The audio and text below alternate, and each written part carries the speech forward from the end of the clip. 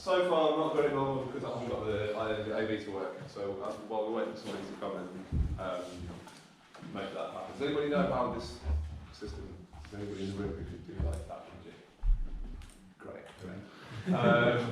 So before I crack on with what I want to talk about today, I'm just going to introduce a little bit of kind of what it is I do, which isn't your typical masterclass session necessarily.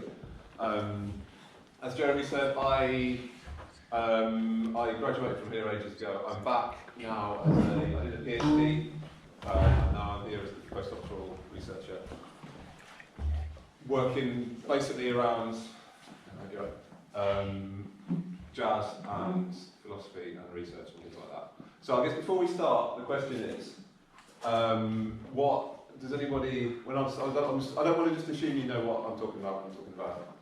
I guess what we call practice research, but sometimes it's practice as research, practice-led research, artistic research, all these different kinds of names. It's essentially ways of dealing with a similar concept. So does anybody have a rough idea of what that might entail, just so we know where the sort of starting point we're at?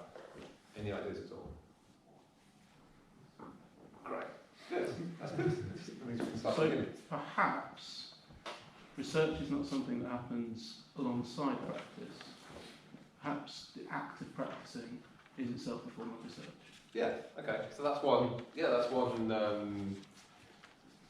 One of the sort of the wide definition. What I mean, before we get into it, really, what I want to talk about today. Jazz, artistic research in jazz is a really new concept. It's a really new area. So it's all kind of. I'm going to a conference this weekend to kind of to talk to some other guys from around here about exactly what it is we're talking about. So it's not been perfectly defined, but essentially, if we talk about research, like scientific research, what's scientific research? Any ideas? You're allowed to talk. You're encouraged to answer questions. Everyone speaks English, yeah? Good. Okay, just checking. So yeah, what is scientific research? Hypothesis. Yeah. Okay. Give me an example. Nick is my ringer here. Yeah. He's from the jazz research group. He's told me what to say. He's coming with all the answers prepared. So, yeah, so you want to find something out. You want to know, like, can men live on the moon? Can humans live on the moon? Can we cure cancer? Can this do this? You're like, oh, I'm going to try and find out what this thing is. And then you do an experiment and you work out whether you can or not, I guess. And then that's research. It's finding stuff out, essentially. The slight difference that we, with artistic research, particularly in terms of jazz, is we're more interested in like what happens in the process, I guess. So, as Nick was saying, we rather than sometimes we might listen to a recording, listen to Coltrane. John O'Gallagher is doing some amazing work on Lake Coltrane, for example. So he's transcribed his John Coltrane, working out theory based on what he's transcribed, and then puts it into practice. A lot of what we do as practice researchers is using, I guess, other means other than performing to kind of indicate what's happening. So, for example, we're all musicians, right? We're more or less all musicians. So we've all got a rough idea of what it feels like to play a blues, a solo on a blues, for example. There's no way of describing that. You can try. It's like saying you get somebody who's been blind for their whole life. Scientific research creates a miracle cure for this. So your friend who's been blind their whole life wakes up, and you have to try and explain to them the colour red. How do you do that?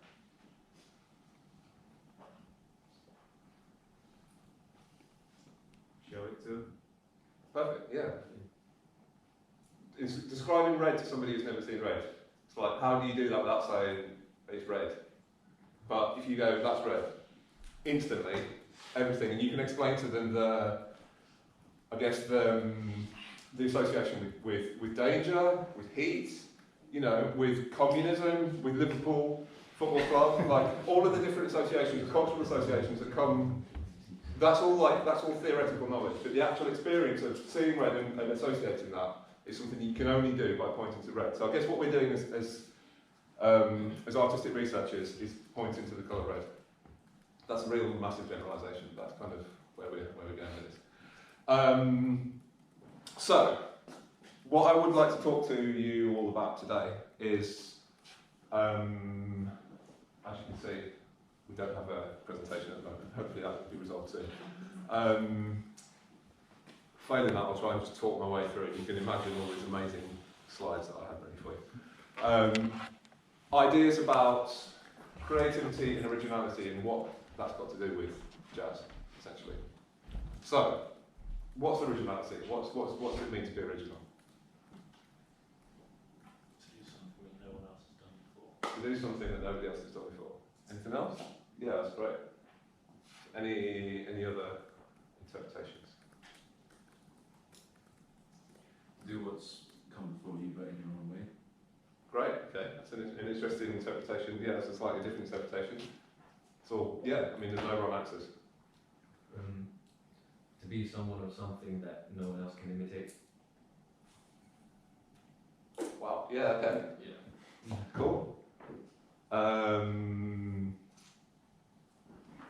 That's interesting. We're going to come back to that actually. That's a really interesting point. What about creativity? What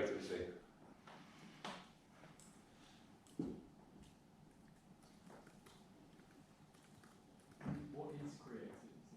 Yeah, that's the question. What's creativity? The ability to do something original. The ability to do something original. Okay. Making think about different things. Say that again. Making something else. Great. Yeah, I like that. Okay. So, would you collectively?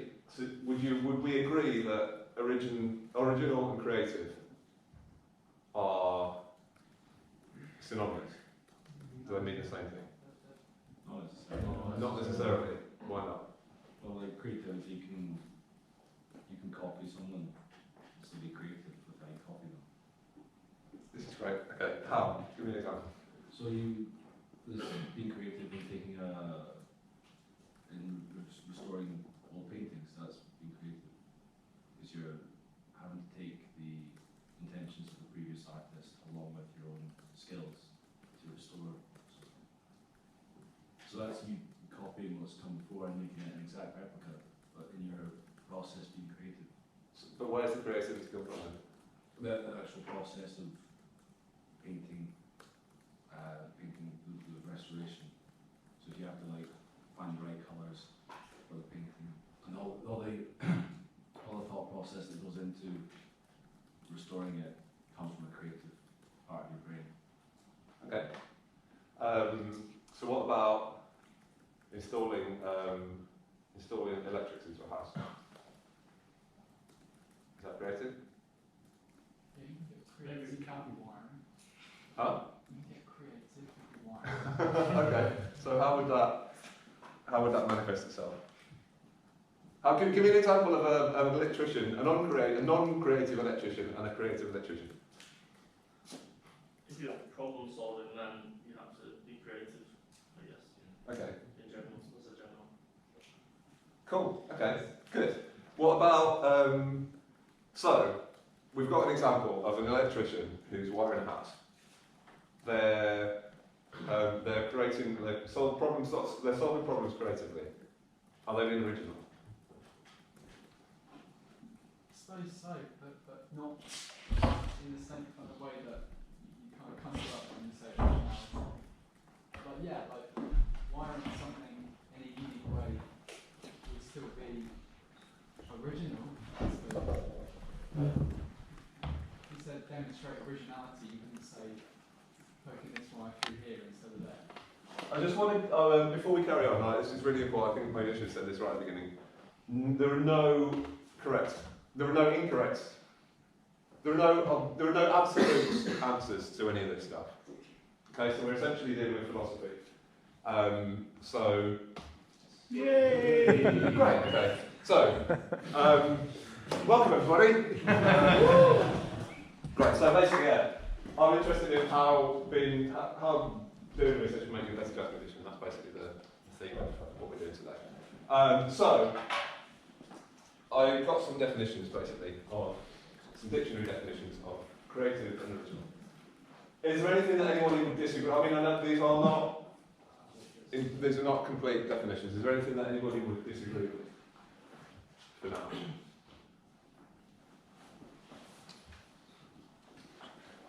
We're going to get back onto these because we're going to get back onto these questions of the difference between creative and original and all this kind of stuff.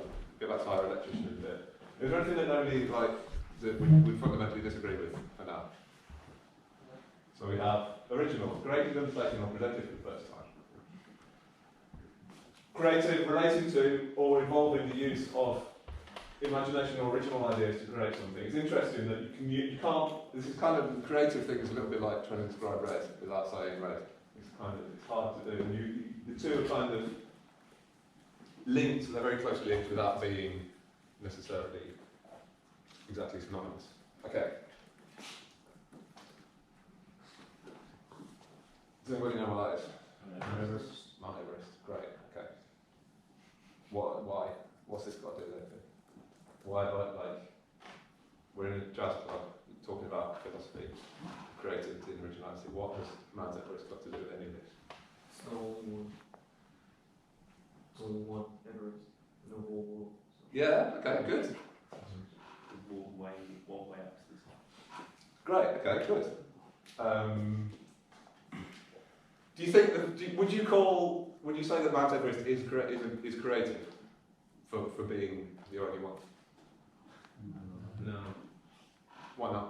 Because it has no confidence in us. Okay. Creative. Good. Yeah, great. So right, well, there's more than one way up. I was right there or something, wasn't it? Cool. So I have this metaphor. I like mountains, and I like to try and kind of shoehorn them into everything that I do. So I use this as kind of an introduction to what we're talking about. So Mount Everest is the highest mountain in the world above sea level. There was a point in time when nobody had ever climbed it before. People started trying, and for a long time they didn't manage. It's a long way up, it's hard, the weather's rubbish. And then in 1953, Hillary and Tenzing Norgay made the first ascent. Okay, so where does that stand on our spectrum of original acts? I followed the footsteps of Mallory in the 1920s. Yeah, good. Okay.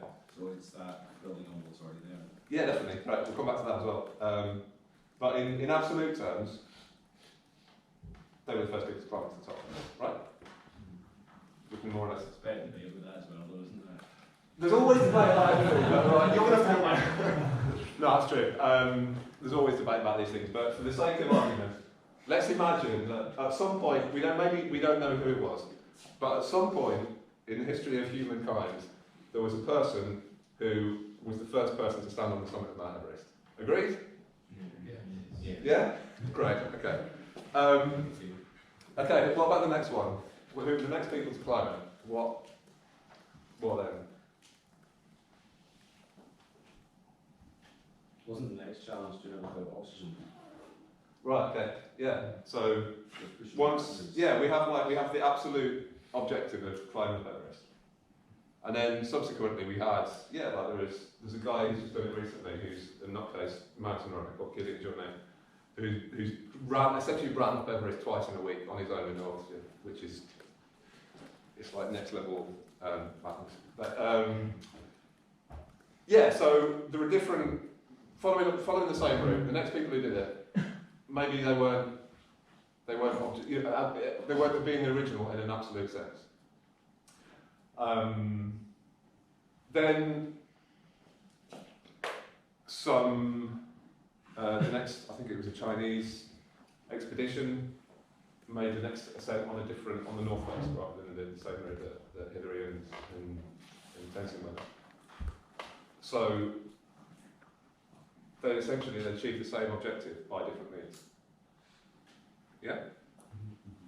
And then we had first American, first woman, first without oxygen. Lots of different absolute firsts. Okay. And then there are different routes. So we have all different ways of getting up Mount Everest. But the objective, I mean, the overall objective is climbing Mount Everest, which stays the same.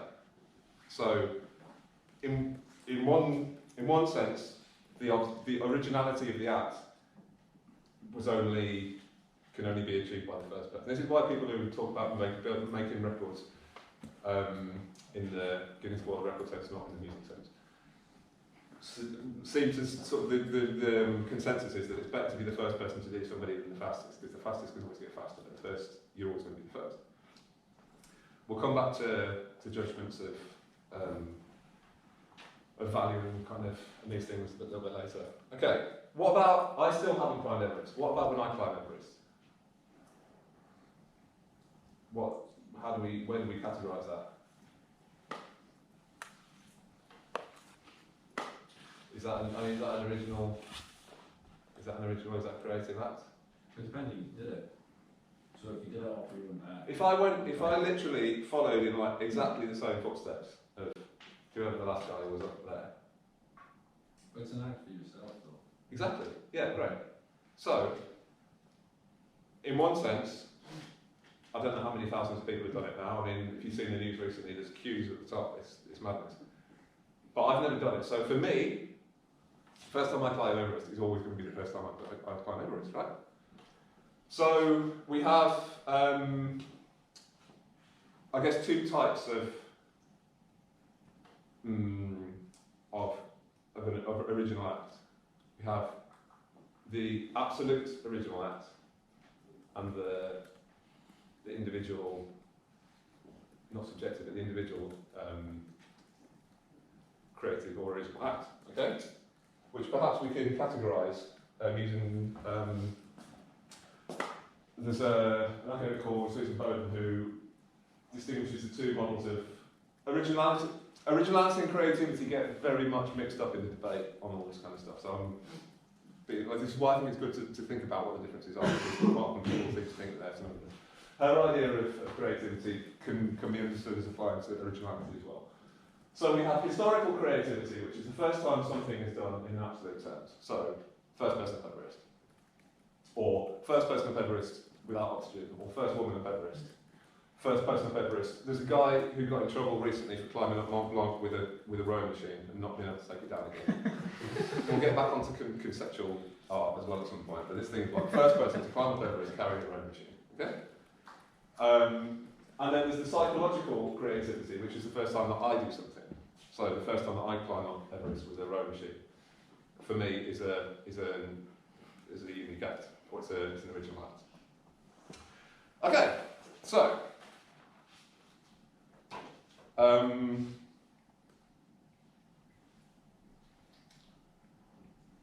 what if I do it again the following day?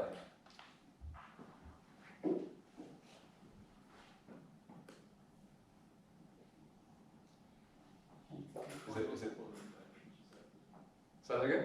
So if you do it the following day. If I climb up Everest, I mean, obviously, if I climb up Everest the day after I climb Everest, I'm some kind of superhuman mountain genius. But obviously, for the sake of, let's say, Snowdon, just to make it a bit more realistic. If I climb Snowdon, then I climb Snowdon the following day. It's a different day. Yeah, right. This time I stopped for a cup of tea halfway up and took a photo. Different, right? Okay? Essentially, there's like, you could say every time you do something, it's objectively different. Would it have the same value? If I climb Snowdon every weekend for the rest of the year, does each ascent have the same significance? Yeah. Yeah? Yeah. Why? Because it's like the act of doing it that's significant, and every day, you get like a different view, different cloud cover, different weather. You might take like Does anybody disagree with that? I mean, potentially I'd say it becomes less and less original, psychologically original, but you could still be equally creative, because there's all sorts of things that could change on each ascent. Yeah. Right, okay. Are we talking about overall value, or are we just talking about is it creative? I'm talking about what you think. Okay, because like, obviously by the 50-second time you've gotten quite good at it, so like, that's not as impressive as say somebody in a wheelchair going up slowly.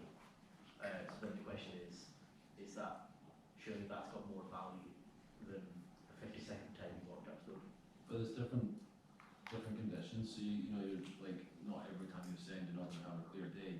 Yeah. You're going to have things that are completely out of your control. Maybe like a scree slope is, you know, falling and you've got some like difficult terrain, or maybe there's bad weather one day, or maybe it's snowed, or maybe it's blowing a gale, and all these things that you have no control over that kind of keep it original. Also, that just raises the question, what's not original about a direct copy? He's getting paid as a fan as well, isn't he? Essentially, like I said, there's no right or wrong answers. We'll come back to reflect on this a little bit at the end. What's this got to do with jazz? I guess it's just the medium, you know, the concept's the same, it's just not Everest, it's whatever you apply it to. Doing the same solo every day, you know, transcription, you know, does it have the same implications as, you know, what we just talked about? Okay, great, yeah. Okay, we're getting into the bit that I like about this now.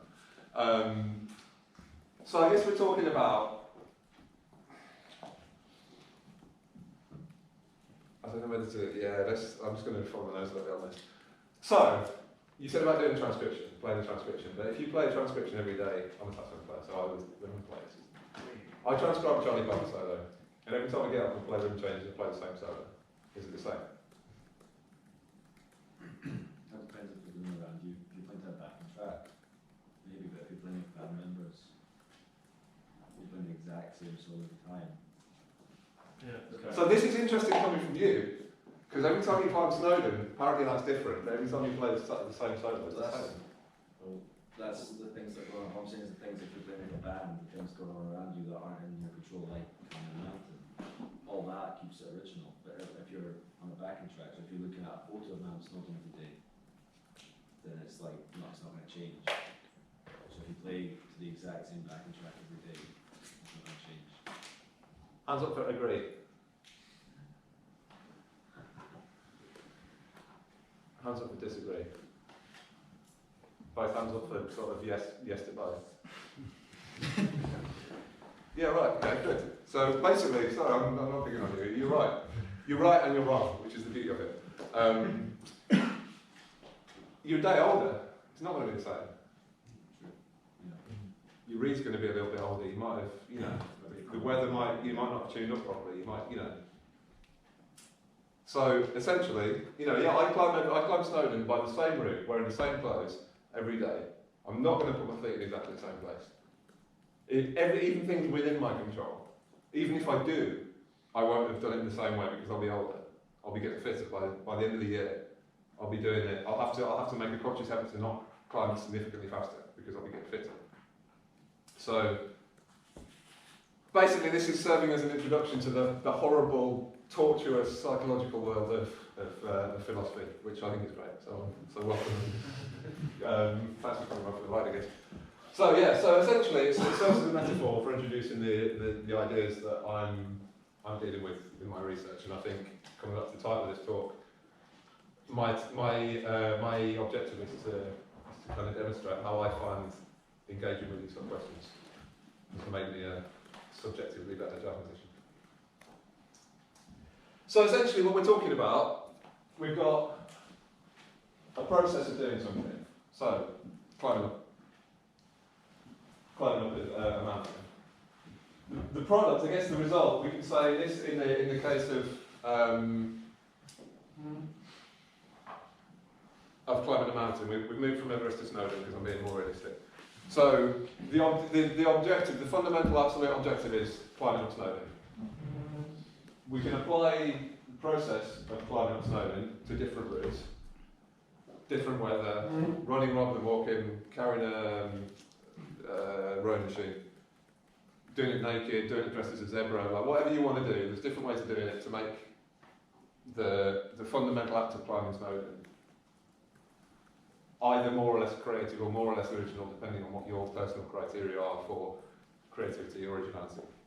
And then meaning, which is what we're talking about, right? Is climbing up Snowdon every day for the same year, and every weekend for the same year, is weekend 52, is it going to be the same as weekend 1? Well, as we've seen, that's a subjective individual decision based on your own criteria. So and I guess that, I'll add a caveat now, which is it's not cool to be doing this all the time. Somebody says, "Do you want a cup of tea?" You just say yes or no. It's not like, "Yeah, but what do you mean by tea?" I have a tendency to do that with my wife, and she hates me. So I make my own tea now, actually, so be careful when you make a lot of it. Basically, no, I'm saying this is an interesting thought process, but it can get a bit nasty if you're not careful. So,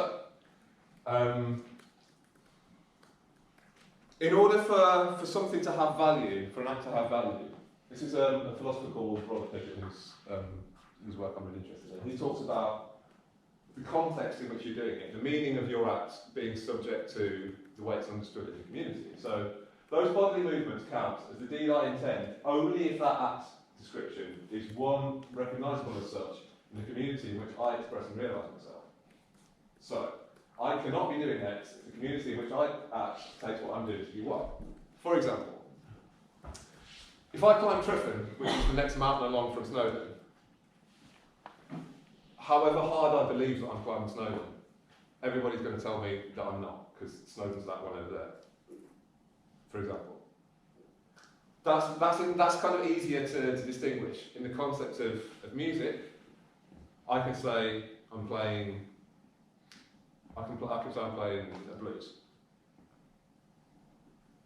There's a spectrum, obviously. We're not going to find the exact dividing lines. But you might say, don't think you're right. I mean, this is one of the interesting debates we have about jazz all the time. What is jazz? How do you define it? What is and what isn't jazz? The fact that it's open for negotiation, I guess, is what makes it interesting. There are certain, I guess we have to think in terms of, I don't want to get into this too much because it's endless, but like a series of, like a Venn diagram with a lot of circles, and there's something in the middle that we can all more or less assume, more or less agree with as being jazz. So essentially, this idea of community, or in the terms of music or in jazz, it's the scene as a whole kind of is a sort of a mediating factor, and the debates will rage and people will disagree all the time about it, but it's essentially a way. It's kind of like the paying dues thing that I think is a little bit. Does everybody know about this idea about paying dues? Hands up yes, hands up no. Hands up yes, paying dues. And nobody ever heard of it. You're all jazz students. Okay, so basically, there's this idea that you need to learn the history of the music in order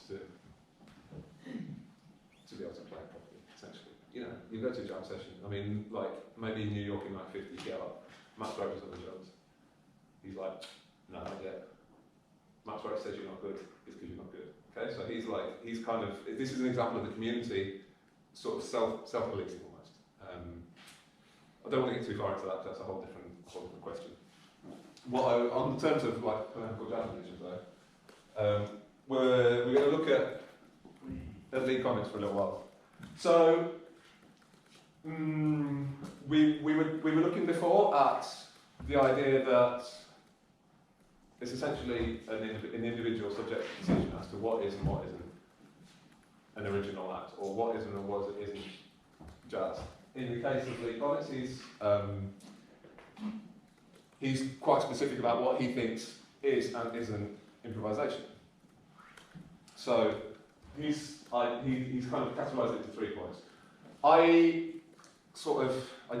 Once again, this is like a both hands up. This is agree, disagree, from my perspective at least. So his first category is professional performance, which relies on largely preconceived material what he says is a routine that wows the audience, and I guess the kind of underlying intention of that is that that's not a cool way to do it, or he doesn't. That's not the way he approaches it. So he gives an example of somebody like Oscar Peterson, I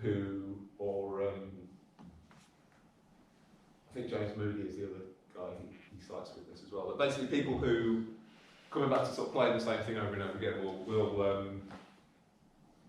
more or less work out solo, and then every time they play the same. It's really interesting. A lot of it happens all the time. A lot of the solos in Duke Ellington's stuff are almost identical every time you hear them. There's a different question connected to this, which is whether a solo improvised as part of a big band arrangement then becomes part of the composition, but that's from another day as well.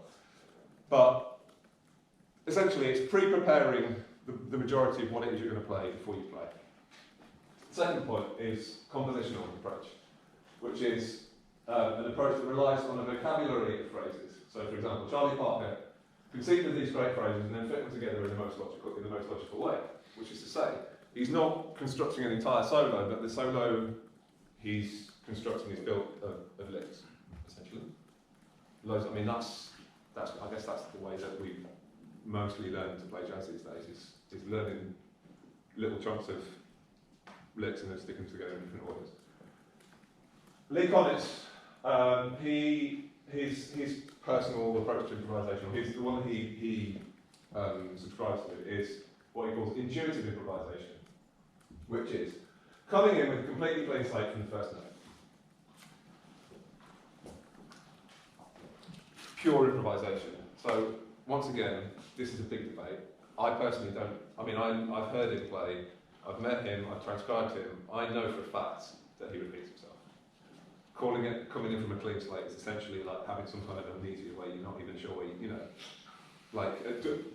speaking as a philosopher, if you don't know how to play the saxophone and you're picking it up for the first time and you've never heard jazz before, that's intuitive. Maybe it's not. But the point being, it's like he has a very limited repertoire of tunes. He plays all the things you are every day. He has done for coming back to the climate slogan thing. He's played it every day probably for the last 70 years, something like that. That's not a clean slate as far as I'm concerned. However, what is important to see from this example is that he's thought carefully about the way he approaches improvisation. He knows what he wants to do, he knows what he doesn't want to do. This is a caveat, this is absolutely in no way I'm not criticising Lee Konitz's approach to playing jazz, because as we all know, his word is more valuable than mine on the subject. So make sure we don't go away thinking, Lee Konitz doesn't know what he's talking about. This is an example of how questioning things, I think, can lead you to different conclusions. So, all the things you are, classic jazz standard, everybody knows it, everybody plays it all the time. Coming back to our theme of creative originality or original creativity. So, we transcribe a solo, we transcribe a Lee Konitz solo on All Things You Are. And we play it with a backing track every day. Is that improvisation?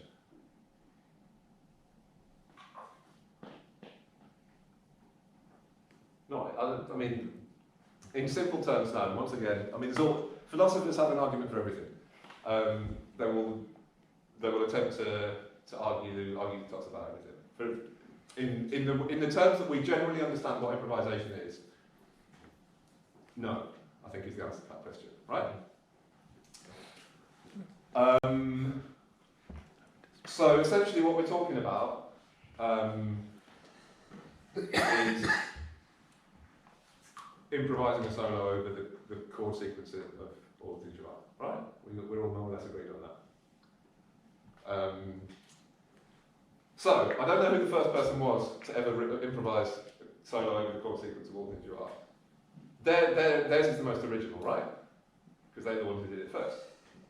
Hands up for agree. Hands up for don't agree. Okay, so why not? For those of you who disagree, why is the first person ever to improvise a solo over the chord sequence of All Things You Are not the pioneer and founder of that particular strand of jazz performance? Because it wasn't the first solo ever done. Okay. Yeah, we're still following a tradition. So whoever did it within the community and used the language and the things that have already come before him. So it can't be like it's that continuation of that tradition rather than purely it's like seeing Red for the first time. It's like you know, he didn't see Red, he didn't, as you say, pick up the sax and just play a solo on All Things You Are. Okay, cool. Yeah, I mean, I think essentially I'm prepared to agree with the fact that the first, I don't know who it was, sorry to not come on prepared. Somebody at some point was the first person to do an improvised solo over the chord sequence of All Things You Are. That was, I think it was composed in 1941, so already the concept of improvising a solo over chord changes was well established. So perhaps we can say that the act of improvising a solo over chord changes is the original thing. Okay, so the first person to ever improvise a solo over chord changes is the original creative person. What about the second person? That's not ever again. Why? Because it's your own thing. You're still following the two steps, but it's your own achievement. Okay. The fact that you're building on what they've already done still shows you're being creative. So it's being original whilst building on something that someone else has created, but it's still your original contribution, if that makes sense. Yeah. Okay. Good. Yeah. Since we're in the jazz club, I'm more than horn with me, but I thought it'd be nice to listen to music. So we're going to listen to some people playing different versions of All Things You Are. Because why not? Okay. First one is Mr. Jackie Byers.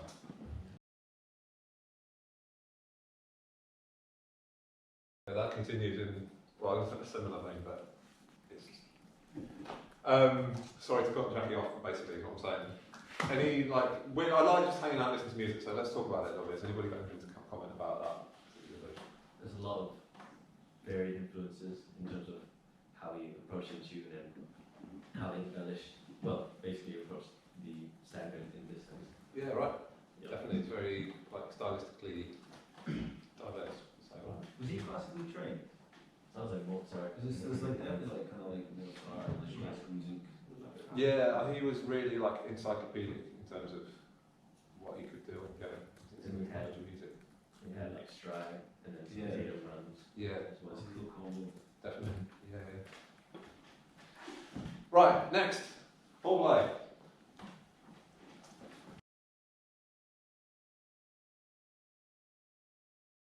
Okay.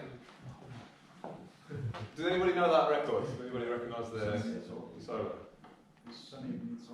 Yeah, exactly. So, what are our thoughts about the Paul Blay interpretation of All Things You Are? It's like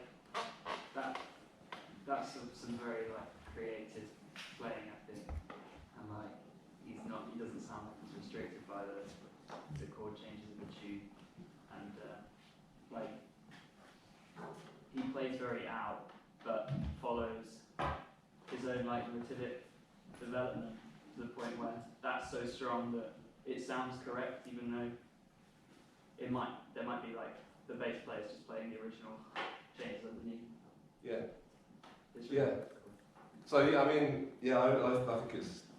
it's a really great example of this kind of how we how talking about this kind of stuff, can lead you to. Does anybody get the impression from listening to that Paul Blay doesn't know the changes to All Things You Are? Hands up for yes. Yeah, fine. Be honest, man. Why not? Why? I didn't feel like he played it all the time. Okay. I feel like there were some sections that he knew, and then there were some sections where he was just winging it.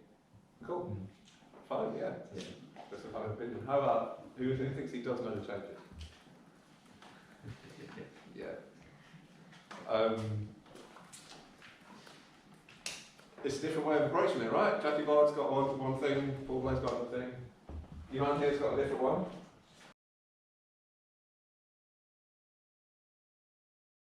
Okay? Yeah, alright. Thoughts?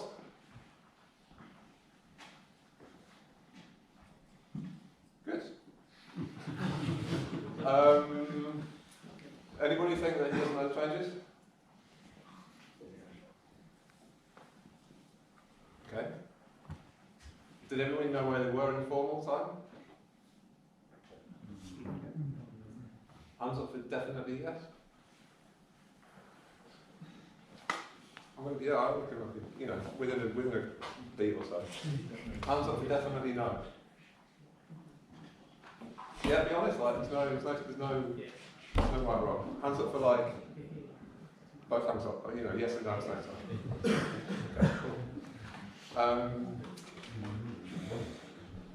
So I guess the fact that he's playing solo makes it slightly different, because we were listening to Paul play earlier with the rhythm section, so we were saying about that having an effect on the way what he plays. But essentially it's the same thing, right? So he's playing on things you are. Does anybody know Chris Davis? Anybody come across? Tony does. Tony knows who he plays. She's amazing, as you will see. This is Chris Davis playing on things you are.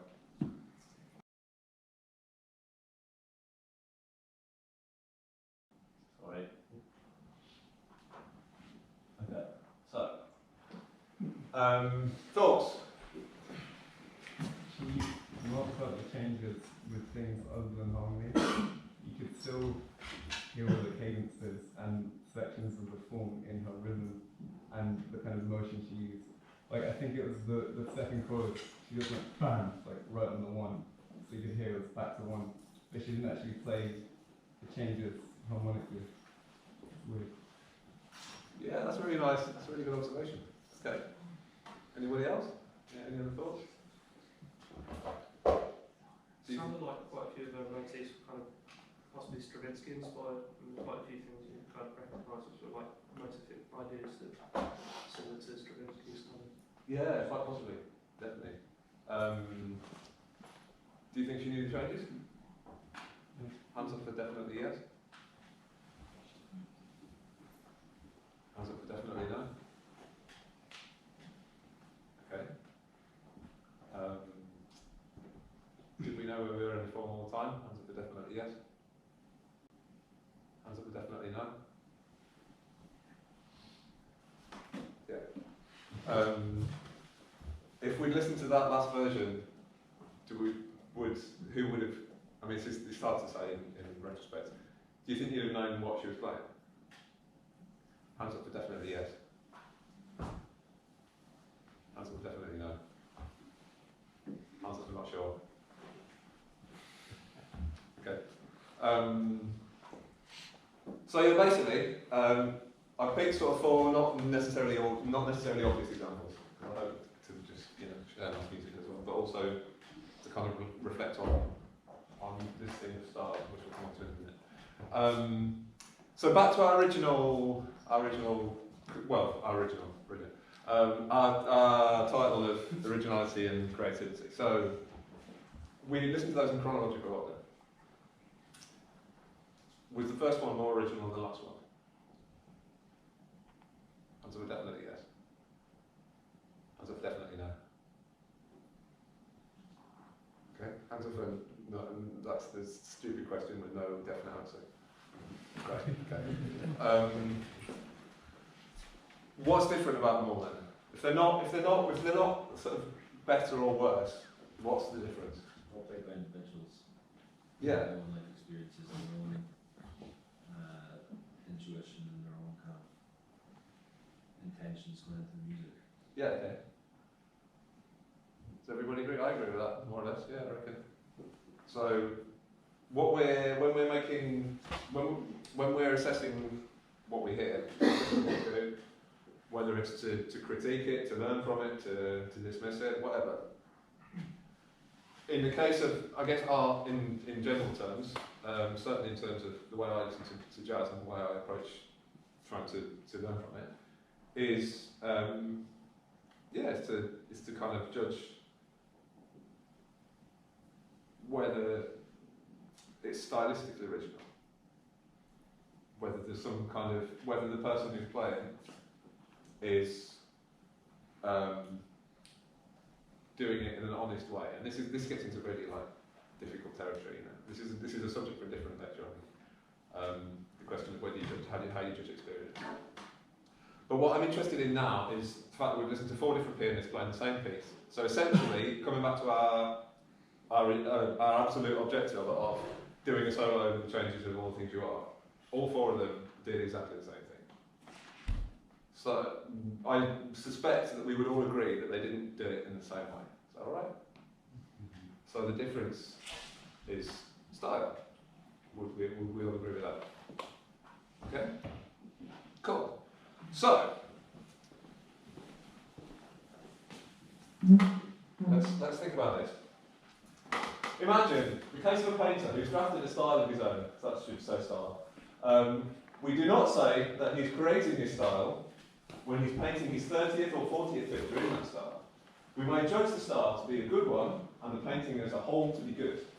Yet we will grant that with respect to the style, the painter is no longer creative, but is only repeating himself. What do we make of that? That's basically the whole thing as to why Hans Snowden 52 times gets that's original. That's understands it in quite a clear way. Cool. So yeah. So essentially, the more times you do something, the less original it becomes. Does everybody agree with that? Sorry? What about Rothko? What about Rothko? So he does like very, very similar phases, like the maroon phase, which everything's the same colour palette. So is there no creativity in that? You said me? So like, okay. So because like the style doesn't change, but like the way he puts paints together, the way he cuts his oils down, the way he prepares the canvases, all the things that go on behind the final product. He's always been creative, and people still don't know how he did that. Okay. So that kind of dismisses that, because just because the final product looks like the same style doesn't mean that the creative process behind it hasn't changed. Okay. Yeah, I'm prepared to take that point of view on board. Let me put it in a different way. Instead of talking about a painter, we're talking about a saxophonist who plays a solo. Sorry. What if he's trying to be more creative by putting certain limits on himself? That's amazing. Yeah, we'll come back to that at the end. You're like already on the next level. Great, I like that. What was it? I didn't hear. That was about him putting limits on himself in order to make himself more creative, which is amazing. We'll come back to that. To put this in a different perspective, a saxophonist playing a solo on All Things You Are in the same style. Okay, so the first time this person does it, let's go back to Lee Konitz again. I would like, once again, he's one of my favourite musicians. I respect him enormously. And my reason for bringing this up is to introduce the idea of, well, you'll see it then. Every single time he plays a solo on All the Things You Are, we could agree that that's a unique event, right? The order of the notes, the way he plays the harmony, essentially, a different melody each time. Stylistically, does anything change? You know, if you were, when you buy these box sets, they've got 100 alternate takes of stuff. It's the same band playing the same tune, more or less the same, but solos are slightly different. How do we feel about that in terms of originality or creativity? Just because something's in the same style doesn't mean it can't still be original. It's like the philosopher said, you never walk into the same river twice, but you're still stepping into a river. Yeah. Like the underlying theme is still there. You can do it a different way a million times. Definitely. No, I'd agree with that as well. I'm pointing this as an example of the subject. I don't entirely disagree with it. I don't entirely agree with it. I think there's some value to questioning these things. But I think it's an interesting idea that, you know, like, for example, the first person to ever do an improvised solo for the changes of a piece of music that's a fairly revolutionary in creative original act, but the 50 millionth person to do it perhaps isn't necessarily the same. It depends what your criteria for judging originality and creativity are. Okay? So, I guess everybody knows this record, right? Let's listen to that.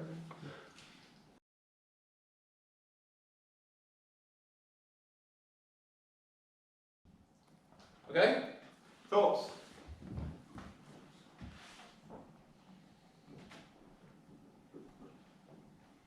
No idea why I would have played you that. It's creative.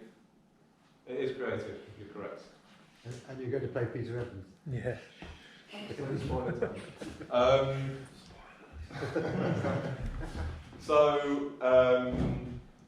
Yeah, Tony has done maybe not ruined my Rubik's Figure deal, but he's hinted at it. In fact, what we just heard was not Miles Davis, it was a band called Mostly Other People Do the Killing, who made a note-for-note recreation of the whole of Kind of Blue. All of the solos, all of the comping, everything, every single note on the whole record was recorded by a bunch of guys from New York, like 4 or 5 years ago. Thoughts? Why? Yeah, no, why? Why? Is there going to be slightly like satirical or something? It's just why my friends told me about it. I have no idea.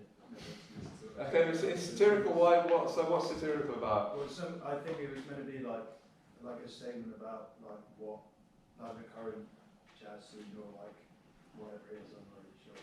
Okay. That's what I heard. Cool. Yeah. Like I say, it's right or wrong. Yeah. What, like everyone's trying to recreate a class or something? Well, don't ask me. Let's try. Yeah, I mean, there's a lot of debate around it, which I think is cool. It doesn't matter what anybody thinks about it. Yeah. It's postmodern act. In the late 90s, Gus Van Sant makes a shot-for-shot remake of Alfred Hitchcock's Psycho, and the discourse is exactly the same as happened around this recreating album. So I'm going to pick up on the comment at the back, which essentially says that repetition is a radical act. Okay, great, yeah. I would agree with that as well. In the context of what we're talking about, so originality and creativity, is there any thoughts about?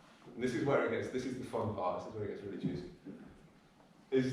Is that a creative original record? Hands up for yes. Hands up for no. Okay. Tony, why not? Well, I mean, completely fooled me because I've never actually made the effort to listen to mostly other people, so it fooled me. Good. Well, that's a start. Though as I rather rudely predicted what was I don't know about that. I never understood why they did it.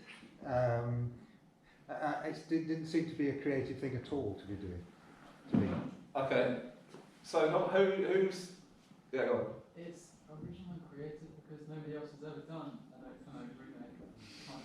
Of course. Yeah. They did it. It doesn't matter. Yeah. But, I mean, there's, like I say, there's the whole. I mean, I don't know what their motivation was for making this record. But in the context of this discussion, I think it's really interesting to say, well, it's original. Like whether it's valuable or whether it's a load of nonsense or whatever is a valid argument. I will shut up after this, I promise. But it seems to me, as somebody who's interested in reconstruction, that the only people who knew what happened on that date in 1959 are the people who were in the room. By attempting to reconstruct it, you learn something about how sound balance was created, how the acoustics of the room helped the sound of the album. You know, there's a creation of knowledge that occurs through the act of reconstruction. Yeah, definitely. Right? Yeah, great. This is Nick Pillai, who recently made a reconstruction of Jazz 65 and was featuring Lee Griffiths on saxophone and everything like that. So I don't know if you guys, if you're not aware of that, you should check out this film because it's great. So coming back to our original conversation about what is artistic research, this is that's a great example. The knowledge that you get from reproducing, from living the experience of going into the same studio with the same mic setup and playing exactly the same music, creates knowledge that you would never have by reading Teo Macero or Miles's autobiographies or whatever. That's a different type of knowledge. That's a slightly separate subject from the idea of originality, but that's another example of why artistic research can be really handy. In terms of the originality question, who knows? Like, doing it, yeah, great, it's definitely original, but this is kind of where we come into the kind of the idea of concept. So back in the day, like 300 odd years ago, Kant had the wisdom to say there can be original nonsense. Yeah, the can. Climbing up Mount Everest with a Mont Blanc with a row machine on your back is essentially nonsense. Debatably, recreating the whole note for note recording of Kind of Blue is nonsense. I mean, what I'm getting at now is these are subjective questions, and like the interest comes from trying to answer them. Yeah.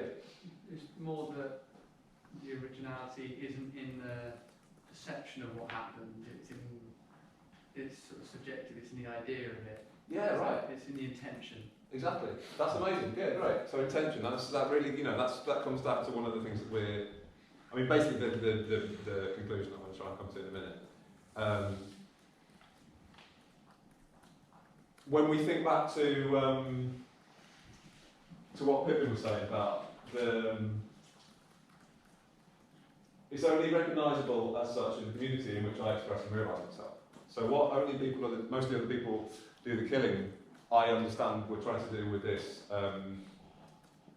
record, was to challenge the limits of what the community thinks is an acceptable act for a jazz musician. And I would say that is in and of itself is a valuable contribution to the discussion on what is and isn't jazz. If they do it again, I think that's kind of over-egging the pudding a little bit, probably. They do the same thing again. Or maybe if they do the whole history of Miles Davis's discography, note for note, every single note that Miles Davis ever recorded, once the gesture's been made, then perhaps we can argue that that's going a little bit too far. But whether or not you think it's worth a worthy endeavour, whether it was worth I don't know, I can't imagine how long it took them to like transcribe it or record it or get it all together in the studio. But wouldn't you still conceive that as original, right? Because they'd be the first people to copy themselves. Yeah, but whether or not you think it's nonsense or not is a different question. You know, like you could. My point now is that all of this is fair game. If you can provide me with a good argument, then fine, go for it. You know, and that's essentially what art is. We're kind of basically getting to the end, so I'm just going to. This is a really nice little quote from a book by Helga Alper, which is it's essentially about playing well, but this is a really nice little thing. Basically saying that a student of jazz should be exposed to multiple approaches to the theory and practice of playing jazz, making their own choices about what concepts fit their individual ways of playing. For me, that really nicely sums up exactly what all of this is about. So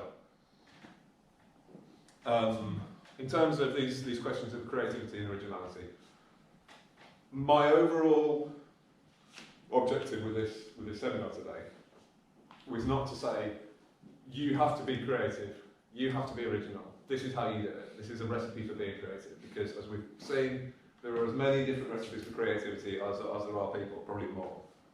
And there's no right or wrong,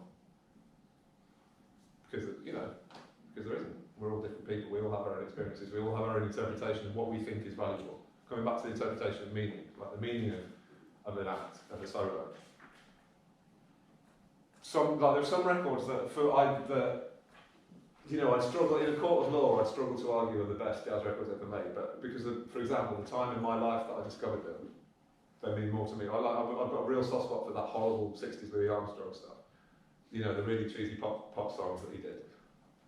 Whether or not you can call it jazz is a different question, but for me, because of the time in my life that I discovered that stuff, it's really important to me. And that part of that affects the way that I approach music. Although, my overall music making is leaning towards the experimental end of things, but that's not to say that Louis Armstrong doesn't have a big part in that. So my kind of closing remarks to you as majority of you as jazz learners, jazz students learning to play jazz. We're all still learning to play jazz. Is that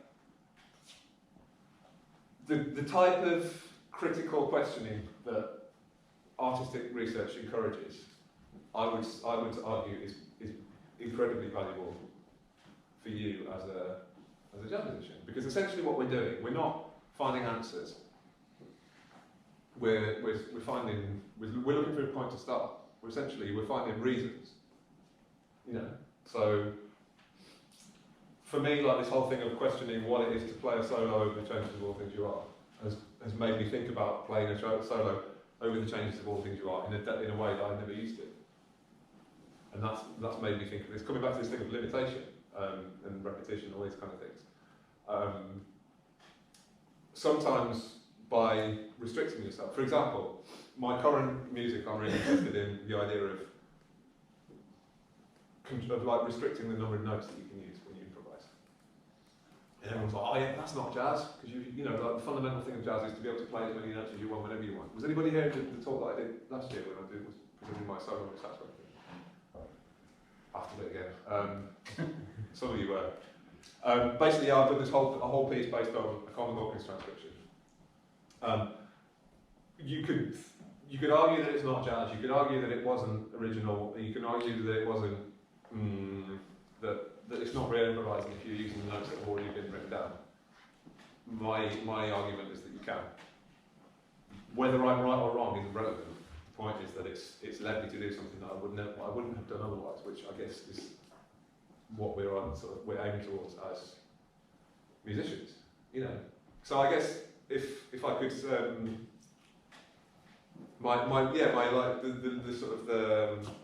the overall final objective of this is to encourage you to have a reason for doing what you do, and whatever that reason is, as long as it's a good one, then that's fine. Oscar Peterson, you can say, well, yeah, but Oscar Peterson, man, you're not improvising the same way as Nick Connick said you should improvise. He's like, yeah, but I like to improvise like this, and it represents my experience, and this is the reason I've chosen this, not to do that. I say, well, yeah, of course, great, why not? If he says, oh man, shit, I never even thought about doing anything different, that's kind of that's an oversight on your, from my perspective as a creative musician. So I guess the thing to do is to listen to everything, to learn to everything, read as much as you can, go to art galleries, question all of the things that you see, and by that process of questioning, direct it back to your own music, the way that you engage with music. And I guess that's that's the end. Only to say that that all this is, as we've seen with the question of community, the question of knowing, making what we do understandable to people around us. I think it's really important, for example, that we know to play the changes. We know how to play a straight version of All Things You Are before we start mucking around with it, because then it gives context to our mucking around. Like, one of the great things about using jazz standards, and the reason that people do it all the way through time, and you can go. I mean, apart from the fact you can go to any city in any country in the world and there'll be a jam session, you can call All Things You Are, and you can all play together. It also gives us a way of identifying the differences in stylistic and processual approaches that different musicians have. So we heard 4 different versions of All the Things You Are, 4 different musicians, 4 different approaches. The thing that gave us context for that was the piece that we all know. So, do your homework, learn about the history of jazz, learn to play different styles, and then have fun with it.